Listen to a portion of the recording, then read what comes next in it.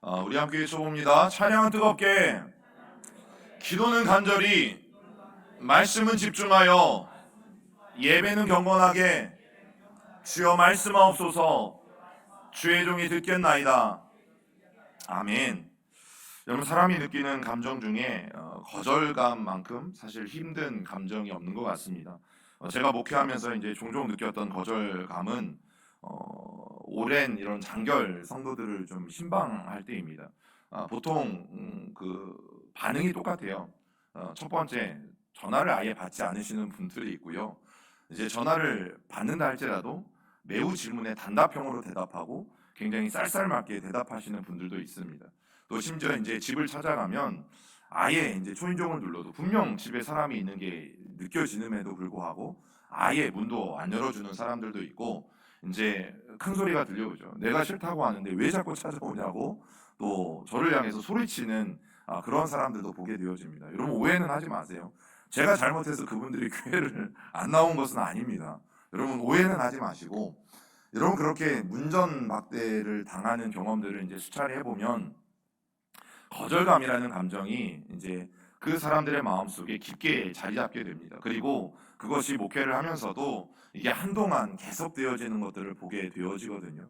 그러면 우리가 누군가에게 어떤 것들을 부탁을 하거나 혹 누군가에게 받아들여지지 않는 이런 거절감과 같은 감정은 사실 인간이 느낄 수 있는 두려움 가운데 저는 하나라는 생각을 합니다.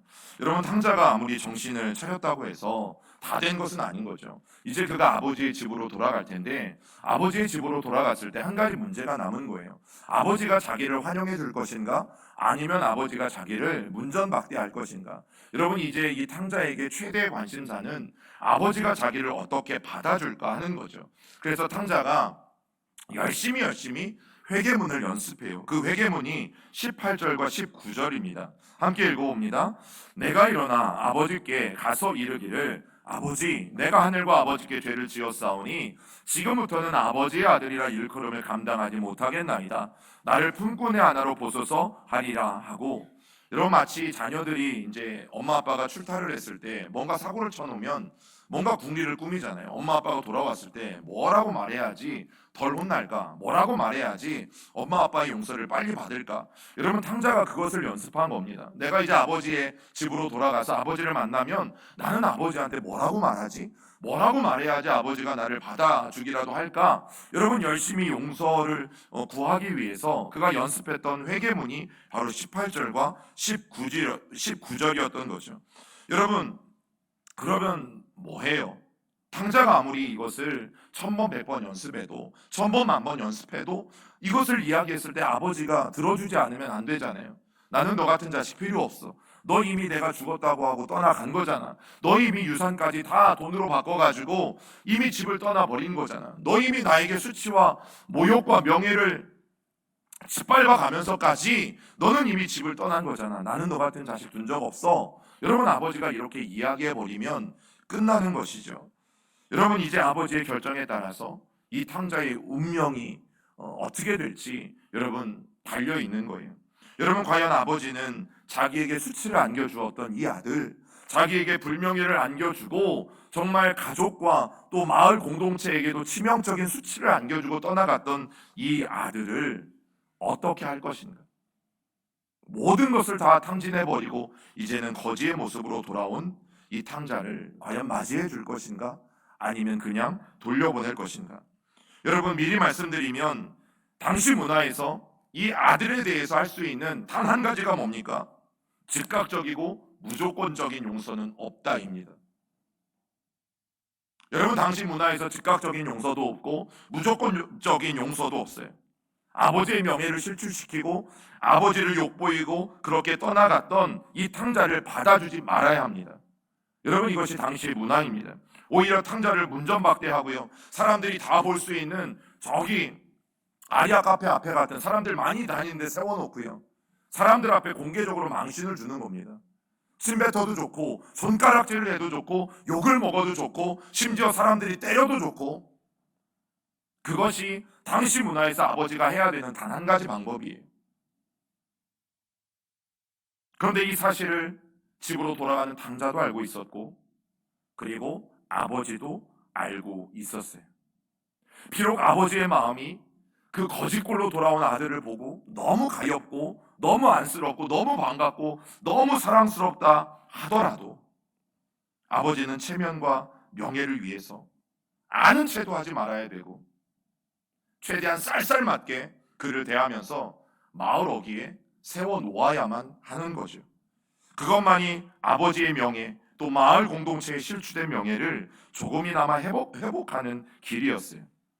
여러분, 그런데 오늘 성경을 보면 그 아버지가 당시의 문화에서 하는 행동과는 전혀 다른 행동을 하고 있음을 우리는 알게 되어지죠.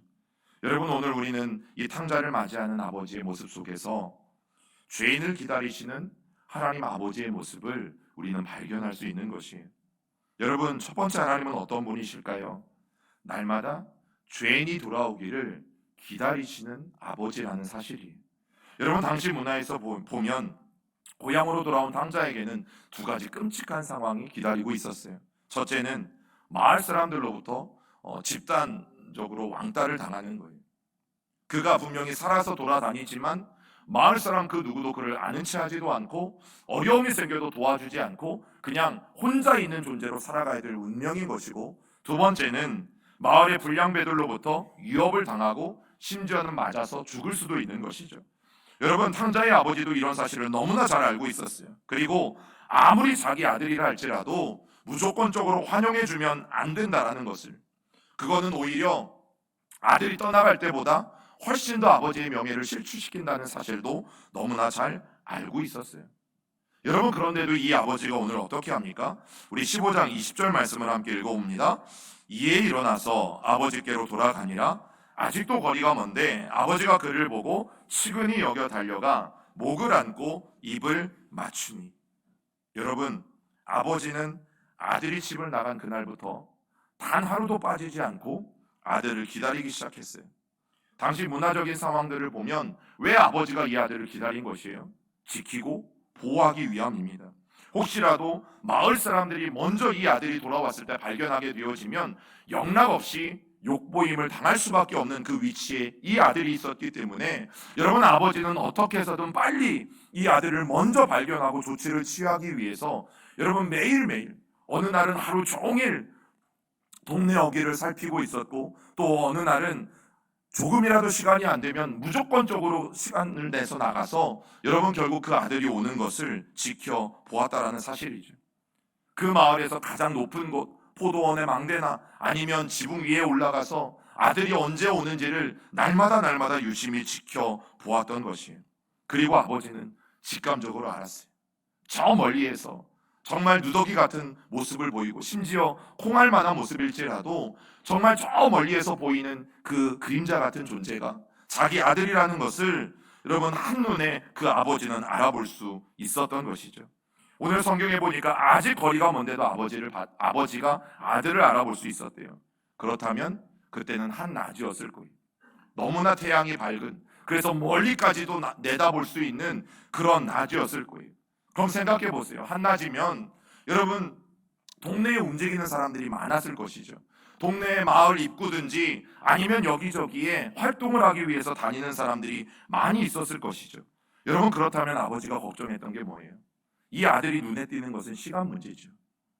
그것을 미리 방지하기 위해서 여러분 다른 사람들이 이 아들을 먼저 알아보기도 전에, 또 혹시라도 이 아들이 붙잡힌 바 되어서 혹시라도 맞지는 않을까, 여러분 이 모든 상황으로부터 아들을 보호하기 위해서 아버지는 매일매일 아들을 기다렸던 것이, 여러분 하나님은 오늘도 아버지의 품을 떠난 성도들을 그렇게 기다리시는 분이세요.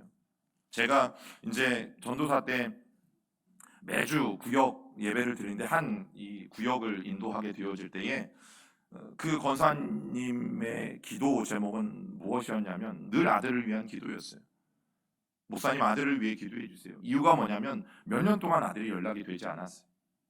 수년이 지나도 아들이 어디에 있는지조차도 모르고 아들로부터 연락도 오지 않고 연락을 할 수 있는 방법도 없고, 그래서 늘 어머니의 마음은 자기 아들의 생사만 확인해도 좋으니까 아들의 연락이 닿는 것, 여러분 그것이 엄마의 단 하나의 소원이었어요.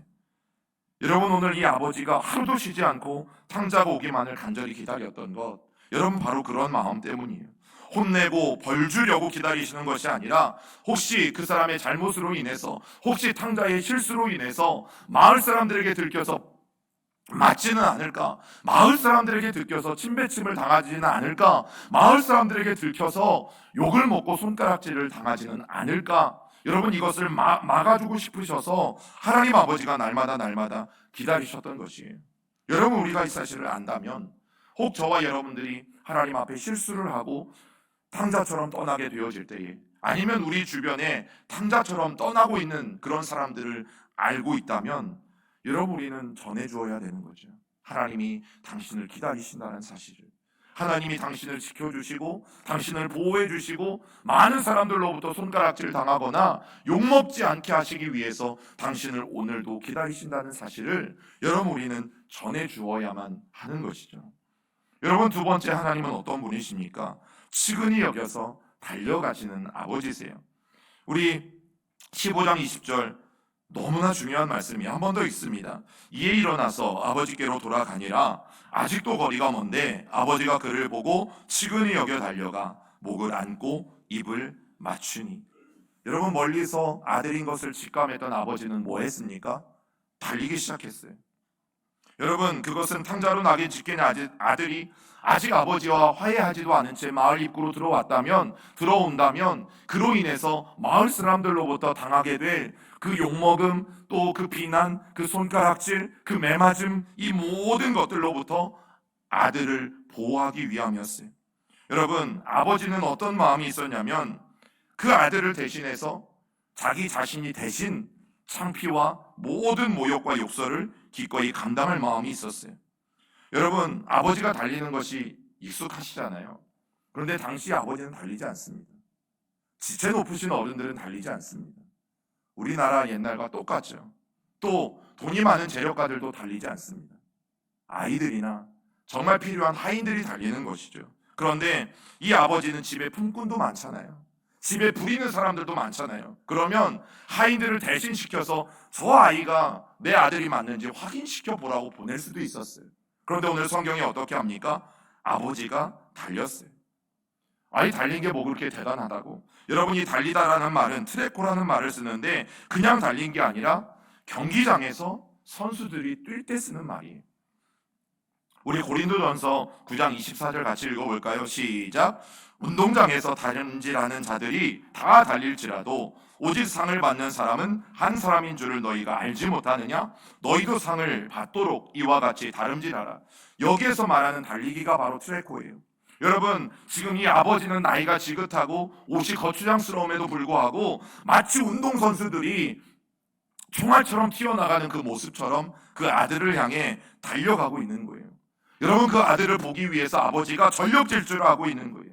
돌아온 아들임을 직감하는 순간 여러분, 이제는 체면이고 명예고 아버지는 신경 쓰지 않았어요. 무조건 그 아들만 지킬 수 있다면, 그 아들만 마을 사람들로부터 보호할 수 있다면 여러분, 내 체면도 내 명예도 중요하지 않다고 생각했기에 아버지는 뛰기 시작한 거예요. 여러분, 돌아오는 아들을 보고 달려가는 이 아버지의 모습에서 우리가 분명히 볼 수 있는 게 뭐예요? 오늘날 돌아오는 죄인들을 바라보고 달려가시는 하나님 아버지. 여러분, 하나님 아버지의 모습이 상상이 가세요. 죄인된 자들이 돌아올 때 그것이 너무나 기뻐서 여러분, 뛰어가시는 하나님의 모습이 상상이 가세요. 여러분, 과거에 성경을 기록하는 사람들은 이 표현을 쓰기를 두려워했어요. 감히 하나님이 달릴 것이라는 생각을 해본 적이 없기 때문에. 하나님처럼 지체놓고 높으신 분이 감히 뛴다라는 것을 여러분, 당시의 사람들은 매우 하나님 앞에 죄악된 것으로 여겼어요. 그렇기 때문에 그렇게 적는 것을 두려워했던 거죠. 그런데 오늘 성경은 분명히 말해요. 그 죄인된 아들이 돌아오는 것을 보고 아버지는 달렸어요. 여러분, 하나님은 주저하지 않고 달렸어요. 내가 상을 타서도 아니고 내가 무언가 하나님 앞에 좋은 것을 드리기 위해서 가지고 오는 것도 아니에요. 내가 잘해서도 아니에요. 단지 죄인인 내가 돌아올 뿐인데 하나님이 얼마나 기다리셨는지 그 죄인을 향해서 하나님이 달려오고 계시다라는 사실이에요. 그것도 마치 운동선수들이 금메달을 향해서 달리는 것처럼. 여러분, 아버지가 돌아온 아들을 향해서 쏜살같이 달렸던 이유가 뭡니까? 20절에 말씀하잖아요. 그를 보고 치근히 여겼다. 치근히 여겼다. 여러분, 단순히 치근히 여긴 것은요, 그냥 마음 조금 아픈 게 아니에요. 창자에서부터 느껴지는 그 애틋함과 창자가 끊어지는 것 같은 고통이 여러분 이 아버지에게 밀려왔기 때문이에요. 집을 나갈 때는 그래도 괜찮았어요. 그런데 이제는 거지처럼 누더기를 걸치고 나타난 아들을 보자마자 자신의 위장과 자신의 창자가 뒤틀려서 너무너무 아픈 것을 그가 본능적으로 느끼게 되어진 거죠. 여러분, 그것이 결국 아버지의 모든 체면을 내려놓게 만들었어요. 아버지의 모든 명예도 중요하지 않게 만들었어요. 그리고 돌아오는 아들을 향해서 냅다 뛸 수 있도록 만들었어요. 여러분, 우리가 돌아오기만 하면 하나님 그분도 그분의 명예든 그분의 체면이든 그분의 수치든 아랑곳하지 않는 분이세요. 우리가 하나님 앞에 돌아오기만 한다면 그분은 언제든지 우리를 지켜주기 위해서 달려오시는 하나님 아버지이신 거죠. 사람들이 우리를 향해서 손가락질하지 못하도록, 우리를 향해서 욕하지 못하도록, 우리를 향해서 비난하지 못하도록, 우리를 향해서 돌을 던지지 못하도록 우리를 지켜주시기 위해서 그분도 쏜살같이 저와 여러분들을 향해 달려오시는 하나님 아버지이신 것이죠. 여러분, 세 번째, 하나님은 목을 안고 입을 맞추시는 아버지세요. 한 번 더 읽습니다. 누가복음 15장 20절 시작. 이에 일어나서 아버지께로 돌아가니라. 아직도 거리가 먼데 아버지가 그를 보고 치근히 여겨 달려가 목을 안고 입을 맞추니. 아들과 마주하자마자 아버지의 첫 번째 행동은 아들의 목을 안고 입을 맞추는 거예요. 여러분, 헬라어 본문을 보면 이 아들을 발견하자마자 아버지가 했던 행동들이 그리고라는 말들로 계속해서 연결되어져. 아버지가 그를 먼저는 보았다. 그리고 자비심이 일어났다. 그리고 달려가 그의 목을 끌어안았다. 그리고 그에게 입을 맞추었다. 점점점 아버지의 행동이 강해지고 있음을, 또 아버지의 행동이 커져가고 있음을 나타내고 있는 것이에요. 여러분, 탕자의 몰골을 한번 생각해 보신 적이 있으세요? 지금 들판에서 뭘 치다 왔어요? 돼지를 치다 왔어요. 어디 가서 목욕을 하고 온 것도 아니고요. 언제 씻었는지도 모르고 여러분 들판에서 돼지와 뒹굴다가 그곳에서 결단을 하고 지금 고향으로 돌아오고 있는 상황이에요. 그러면 여러분, 사실 그의 몸에는요, 형용할 수 없는, 말로 형용할 수 없는 엄청난 악취가 풍겼을 것이에요. 그런데 그런 아들을 향해서 오늘 이 아버지가 어떻게 합니까? 정신없이 뛰어나는 아버지는 여러분 그 아들을 보자마자 끌어안았어요. 아버지가 충동증이 있었던 게 아니에요. 아버지가 코가 막혀서 냄새가 나지 않아서 그 아들을 안았던 게 아니죠. 여러분, 아버지의 사랑이 그 아들의 냄새까지도 덮을 수 있는 거예요. 우리가 알고 있는 하나님의 사랑은 그렇게 가볍지 않습니다. 우리가 고백하는 하나님 아버지의 사랑은 세상이 말하는 그런 사랑처럼 싸구려도 아니고 쉽게 잊혀지거나 쉽게 버림받아지는 사랑도 아닌 거죠. 여러분, 그 아버지 하나님의 사랑은 도저히 억제할 수 없는 그 하나님의 사랑이기에 이 아들의 몸에서 나는 모든 악취까지도 다 덮어버리기에 충분한 사랑인 것을 여러분, 우리는 알게 되어지죠. 여러분, 그런데 그 아버지가 또 뭐를 해요? 그 아들을 향해서 입을 맞춥니다. 여러분, 어떠세요? 애들 키우면서 애들이 토한 거 드셔보신 적이 있으세요? 애들이 음식 먹다가 다 뱉어낸 거 또 드셔보신 적이 있으세요? 없잖아요. 물론 있으신 분들도 있으시고. 여러분, 애들이 토한 것도 부모로서는 감당하기 어려워요. 온몸에 냄새만 났겠어요? 몰골이 말이 아니겠죠. 머리끝부터 발끝까지 성한 데가 없겠죠. 그런데 그 아버지가 입을 맞춰요. 그런데 이 헬라어 카타빌레오라는 말은요, 그냥 입 맞추고 끝난 게 아니에요. 계속해서 쪽쪽거리는 거예요. 계속해서. 너무너무 예뻐서 계속해서 쪽쪽거리는 거예요. 이제 뭐 아이를 낳은 우리 가정들도 두 가정이 있고 뭐 이미 낳은 가정들도 있고 얼마나 예쁘세요. 여러분, 부모님들은 어떻게 하세요? 그 애들 보면서 쪽쪽거리잖아요. 지금 많이 하셔야 돼요. 왜냐하면 사춘기가 오기 시작하면 이제는 애들이 거부합니다. 네, 애들이 거부합니다. 그래서 아이를 어린 아이를 두신 부모들은 지금 많이 쪽쪽거리셔야 돼요. 여러분, 마치 그렇게 하는 것처럼 오늘 그 아버지가 그렇게 더러운 몰골을 하고 있는 자기 아들을 향해서 끌어안는 것도 놀라운데 그 아들을 향해서 계속해서 뽀뽀를 멈추지 않는 거예요. 입맞춤을 멈추지 않는 거예요. 어디가 예뻐요? 뭐가 예쁩니까? 뭐가 그렇게 귀엽다고 그렇게 쪽쪽거리세요? 이유는 하나이죠. 내 사랑하는 아들이니까. 내 사랑하는 아들이니까 사실은 뱉은 것도 먹고요. 입에 붙은 것도 먹고요. 아들이 치워놓은 그 변조차도 귀엽잖아요. 내가 사랑하니까. 이유는 하나예요. 나에게서 나는 악취도 다 덮으시는 그 하나님의 사랑. 그 하나님의 사랑이 오늘 이 탕자를 끌어안고 있는 것이고 오늘 그 탕자에게 입 맞추고 있는 것이. 그런데 성경이 우리에게 뭘 말해주는 거예요? 이것이 하나님 아버지의 사랑이다. 이것이 우리를 사랑하시는 하나님의 사랑이다. 우리가 예쁘고 우리가 귀하고 우리가 깨끗하고 우리가 재롱도 잘 부리고 우리가 날마다 상도 타오고 늘 하나님 앞에 기쁨이 되는 일을 해서 하나님이 우리를 끌어안으시고 우리에게 입맞춤을 계속해서 하시는 것이 아니라 비록 돌아온 탕자와 같이 몰골이 더럽고 추악하고 죄 많은 우리의 모습일지라도 하나님은 여전히 우리를 사랑하시기 때문에 우리를 끌어안으시고 우리에게 계속해서 입맞춤을 하시는 분이 바로 우리 하나님이시라는 사실이죠. 그리고 마지막 네 번째는 우리 하나님은 묻지도 않고 받아주시는 아버지세요. 묻지도 않고 받아주시는 아버지세요. 여러분, 아버지는 그 아들을 언제 용서했을까요? 이미 용서했어요. 이미. 아들이 아버지를 버리고 떠난 그때부터 이미 용서했어요. 그리고 아들의 모습이 보였을 때 이미 용서한 마음으로 그 아들을 맞이하고 있는 거죠. 여러분, 아들은 아직 아무런 고백도 하지 않았습니다. 아들은 열심히 연습했던 그 고백을 아직 아버지 앞에 한마디도 꺼내지 않았어요. 그런데 하나님은 이미 용서하셨어요. 여러분, 우리가 누가복음 15장 21절 22절 같이 읽어봅니다. 시작. 아들이 이르되 아버지 내가 하늘과 아버지께 죄를 지었사오니 지금부터는 아버지의 아들이라 일컬음을 감당하지 못하겠나이다 하나 아버지는 종들에게 이르되 제일 좋은 옷을 내어다가 입히고 손에 가락지를 끼우고 발에 신을 신기라. 여러분, 지금 이 아들은요 자기가 준비한 말을 뒤에 잊지 못하고 있어요. 준비한 말을 다 해야 되는데 뭐가 남았어요? 나를 아버지의 품꾼이 하나로 써달라는 말을 해야 되는데 아버지가 중간에 싹 잘라버렸어요. 그리고 나서 아버지가 뭘 말해요? 종들에게 명해서 좋은 옷을 가져다가 입히고 잔치를 준비하라고 말해요.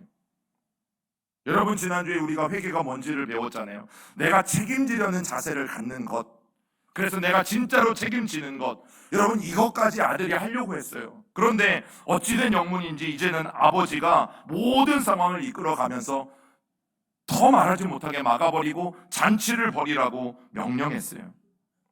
왜 아버지가 이렇게 했을까요? 아버지가 이미 안 거죠. 이 아들의 마음, 그 죄의 고백, 책임지려는 자세가 이미 아들이 아버지에게로 돌아왔다라는 것은 이 모든 마음을 가지고 있었다라는 것을 아버지는 이미 안 거예요. 아들의 처참한 몰골을 보고 아들이 집을 떠난 후에 겪었을 온갖 고생들, 또 온갖 아픔들, 그 처참한 결과들을 여러분 충분히 보고 그런 아들의 모습을 본 아버지는 가슴이 먹먹해왔고 아들이 회개문을 다 읽기도 전에 그 아들을 받아들일 수밖에 없었던 것이죠. 여러분, 이것은 분명 이 죄인에게 있어서, 탕자에게 있어서 너무너무 너그러운 은혜예요. 그리고 착한 일이라고는 한 번도 해본 적이 없는 이 아들이 감당하기에는 너무너무 과분한 은혜인 거죠.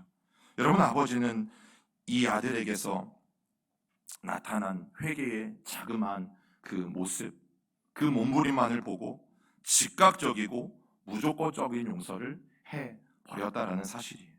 여러분, 아버지는 최소한의 자존심도 지키지 않았어요. 최소한의 명예도 지키지 않고 자기가 아버지로서 이 돌아온 탕자를 맞이하고 있는 모습들을 보게 되어지죠. 여러분, 즉각적이고 무조건적인 용서, 이 의미가 뭔지 아세요? 원래는 아들이 욕을 먹어야 되잖아요. 이제 아들이 동네로 돌아왔을 때 아들이 돌에 맞아야 되고 아들이 손가락질을 당해야 되고 또 아들이 모든 사람들로부터 비난을 당해야 돼요. 그런데 무조건적인 용서는요, 아버지가 대신 그것을 다 받겠다라는 의미입니다. 아들에게 그 모든 죄값을 지우지 말고 이제 아버지인 내가 당해야 되는, 내 아들이 당해야 되는 모든 수치와 부끄러움은 내가 지겠다라고 선언하고 나선 거예요. 여러분, 아들의 죄를 다 아버지가 지겠다는 것이고 아들의 모욕도 다 아버지가 받겠다는 것이고 아들이 받을 손가락질도 다 아버지가 대신 받겠다는 것이에요. 이것이 즉각적이고도 무조건적인 용서라는 뜻이에요. 여러분, 우리가 분명히 기억해야 될 사실이 있습니다. 아버지는 과거의 일을 까마득하게 잊고 마치 아무 일도 없었다는 듯이 탕자 아들을 무턱대고 받아들인 것이 아니에요. 탕자 아들이 저지른 이전의 죄악들에 대해서 본인이 책임을 지든지 반드시 다른 누군가가 책임을 지든지 져야 하는 거죠. 그런데 아버지는 여기서 이 아들이 감당해야 될 수치와 그 모든 죄에 대한 책임을 자기에게로 돌리고 있어요. 여러분, 아버지는 아들을 위해서 모든 사람들이 목숨보다 더 소중하게 여겼던 바로 그 명예를 아무것도 아닌 것처럼 버리고 있는 거죠. 여러분, 이러한 아버지의 모습에서 우리가 뭘 볼 수 있어요? 바로 예수 그리스도의 모습을 볼 수 있죠. 이미 우리에게 행하신 그 십자가의 사건이 무엇입니까? 우리가 달려 죽어야 될 그 십자가에 예수 그리스도가 달려 죽으신 거죠. 여러분, 히브리서 12장 2절이 우리에게 이렇게 말씀합니다. 함께 읽습니다. 믿음의 주요 또 온전하게 하시는 이인 예수를 바라보자.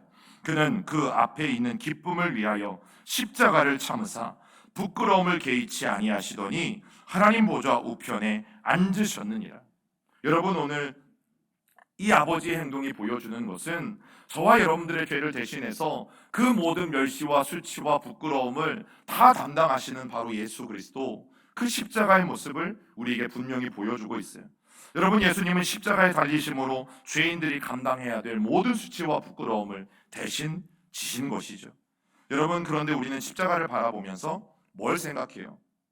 십자가에 달린 예수님을 보면 우리는 뭘 느껴요? 얼마나 아프실까?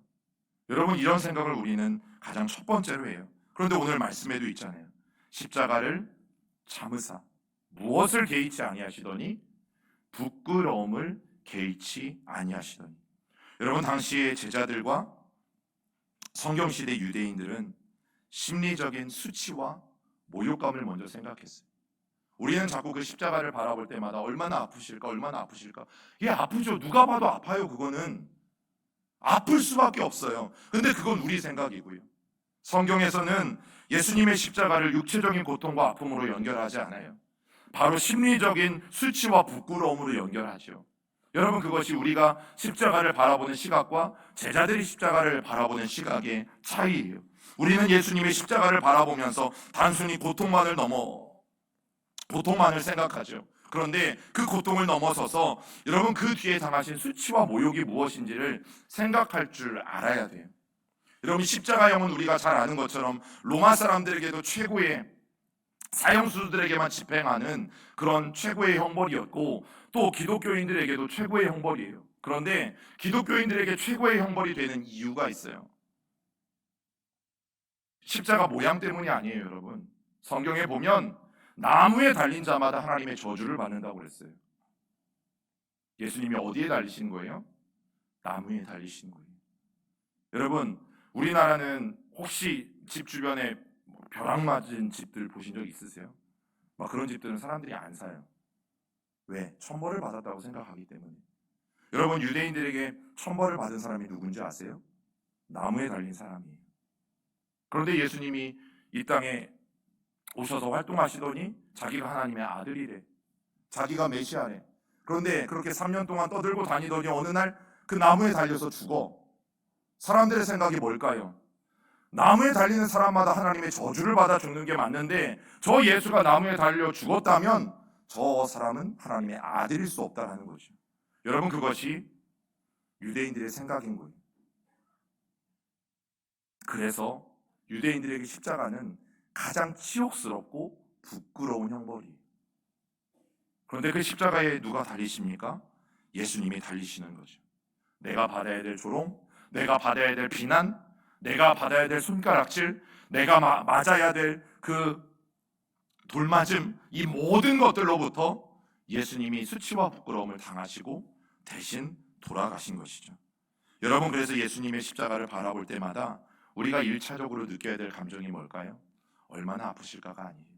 얼마나 부끄러우실까 하는 거죠.